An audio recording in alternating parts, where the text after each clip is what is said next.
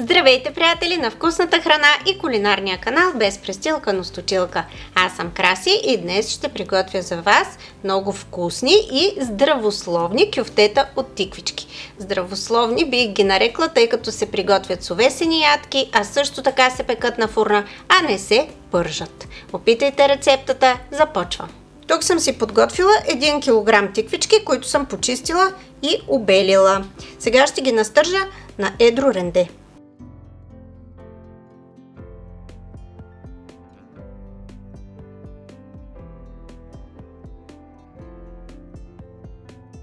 Добавям сол, разбърквам и оставям за около 5-10 минути да се отдели водата от самите тиквички. През това време смилам 100 грама овесени ядки в този чопър.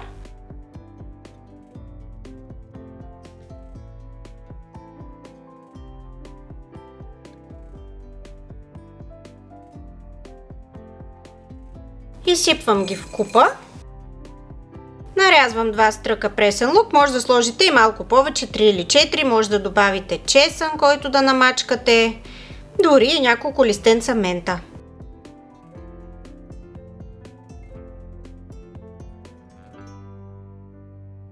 Добавям към овесените ядки. Слагам 2 яйца. Прибавям 1 чайна лъжичка сол. Разбърквам леко.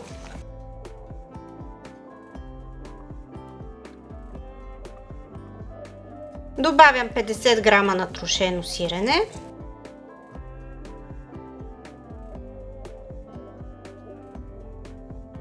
Слагам и 150 грама настърган на едро ренде кашкавал. Добавям 2 чайни лъжички брашно, както и 2 супени лъжици олио. Отцеждам тиквичките.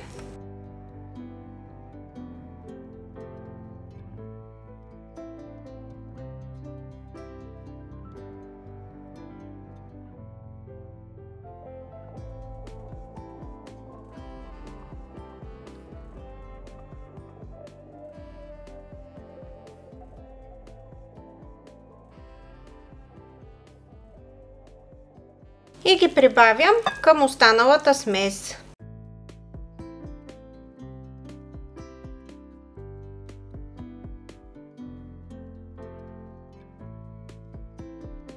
Намачквам всичко с ръце.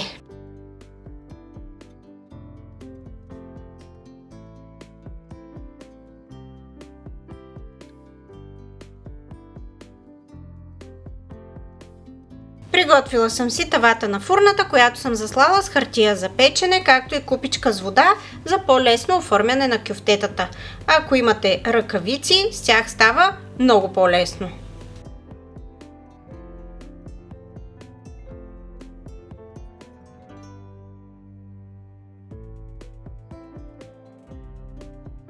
Оформям кръгло кюфте и подреждам в тавата.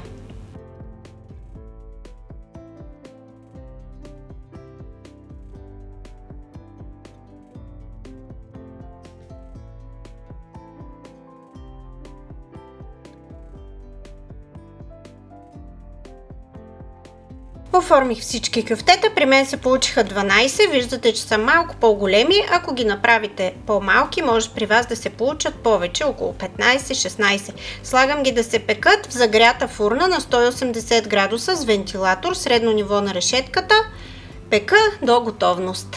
Кюфтетата са готови. На моята фурна времето за печене беше точно 35 минути. Сега ще ги оставя да поистинат, след което ще ги подготвя за сервиране и ще ви ги покажа отблизо.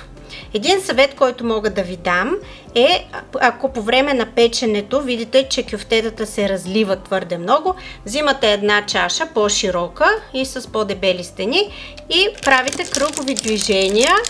По време на печенето изваждате напред тавата и правите кръгови движения около самото кюфте. Така стават кръгли и равни. Вижте как изглеждат, много са вкусни, ухаят чудесно на кашкавал, на сирене, на зелен лук. Чудесна комбинация. Опитайте вкъщи, няма да сгрешите. Може да ги хапнете с сос от кисело мляко и чесън.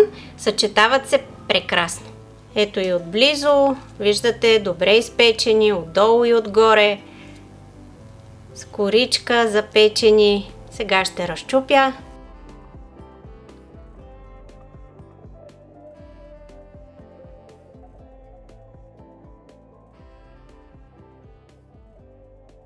Виждате и кашкавала как се тегли. Чудесни, вкусни.